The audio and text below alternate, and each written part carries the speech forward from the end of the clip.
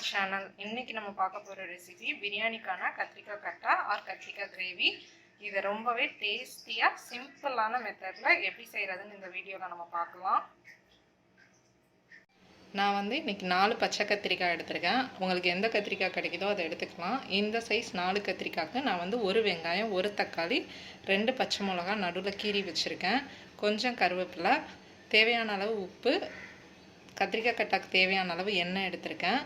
1 table spoon மிளகாத்தூள் எடுத்திருக்கேன். கொஞ்சம் தாளிக்கிறதுக்கு மிளகு, 1/2 டீஸ்பூன் மஞ்சள் தூள், கொஞ்சம் இஞ்சி பூண்டு, ஒரு லெமன் சைஸ் புளி எடுத்திருக்கேன்.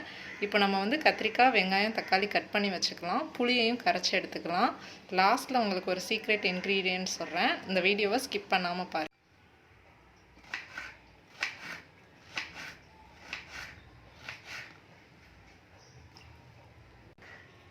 நான் வந்து இப்போ வெங்காயம், தக்காளி எல்லாத்தையும் கட் பண்ணிட்டேன். புளியும் கரைச்சி எடுத்துட்டேன். கத்திரிக்காயை இந்த மாதிரி சைஸில் கட் பண்ணி உப்பு தண்ணியில் போட்டு வச்சுருக்கேன்.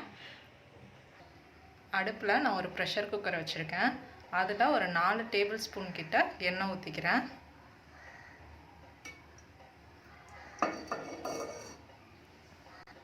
எண்ணெய் சூடானதும் அதில் மிளகை சேர்த்துக்கோங்க.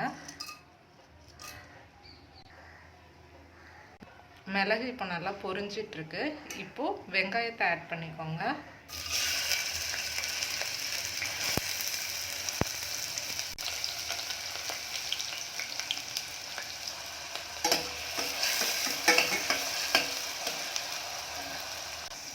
வெங்காயம் கொஞ்சம் வதங்கினோன்னா இப்போ தக்காளி ஆட் பண்ணிக்கிறேன்.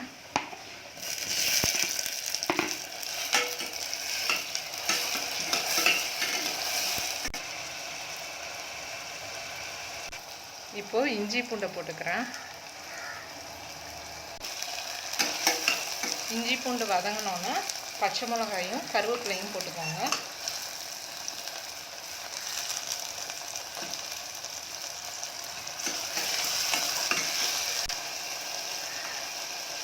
இப்போ நம்ம மிளகாத்தூளையும் மஞ்சள் தூளையும் ஆட் பண்ணிக்கலாம்.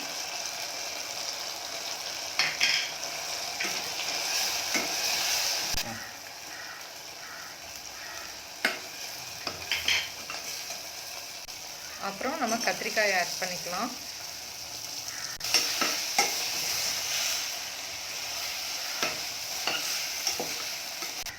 இப்போ நம்ம புளி கரைசலை ஊற்றிக்கலாம்.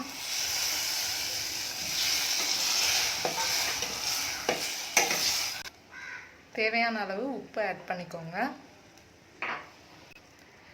இந்த ஸ்டேஜில் நீங்கள் வந்து உப்பு, புளி எல்லாம் காரம் எல்லாம் கரெக்டாக இருக்கான்னு கொஞ்சம் டேஸ்ட் பண்ணி பார்த்துக்கோங்க. காரம் கொஞ்சம் கம்மியாக இருக்குது. நான் இன்னும் கொஞ்சம் காரம் சேர்த்துக்கிறேன். இப்போது கிளறிட்டு ப்ரெஷர் குக்கர் மூடி ஒரு 4 விசில் வைங்க.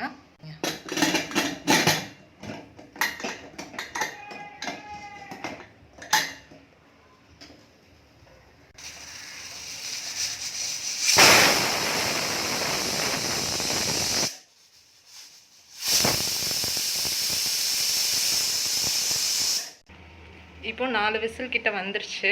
நம்ம வந்து விசிலை எடுத்துட்டு குக்கரை ஓப்பன் பண்ணி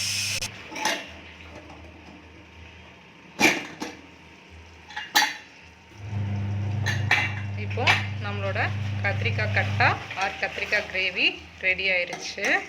நான் சொன்ன அந்த சீக்ரெட் இன்க்ரீடியன்ட் வேறு எதுவும் இல்லைங்க. இந்த அளவுக்கு வெல்லம் சேர்த்துக்கோங்க. அது வந்து டேஸ்ட்டை இன்னும் கொஞ்சம் என்ஹான்ஸ் பண்ணும். வெல்லம் சேர்த்து லைட்டாக ஒரு 2 மினிட்ஸ் மட்டும் அடுப்பில் வச்சு அந்த வெல்லம் கரைகிற அளவுக்கு வச்சுட்டு இறக்கிடுங்க. போதும். நம்மளோட பிரியாணிக்கான கத்திரிக்காய் கட்டா ரொம்பவே சிம்பிளான மெத்தடில் ரெடி ஆகிடுச்சு. நீங்கள் இதை பிரியாணிக்கு மட்டும் இல்லை, இன்னும் ஒயிட் ரைஸ் அந்த மாதிரி சப்பாத்திக்கும் தொட்டுக்கலாம். நீங்களும் வீட்டில் இதை செஞ்சு பாருங்கள். ரொம்பவே சிம்பிளான மெத்தட் தான் இது. ரொம்பவே டேஸ்ட்டாக இருக்கும். சிம்பிளாக இருந்தாலும் உங்களோட கமெண்ட்ஸ் கீழே சொல்லுங்கள். உங்களுக்கு இந்த ரெசிபி ரொம்பவே பிடிச்சிருக்கும்னு நினைக்கிறேன். இந்த வீடியோ உங்களுக்கு பிடிச்சிருந்தா சப்ஸ்கிரைப் பண்ணுங்கள், ஷேர் பண்ணுங்கள், லைக் பண்ணுங்கள். தேங்க்யூ ஃபார் வாட்சிங்.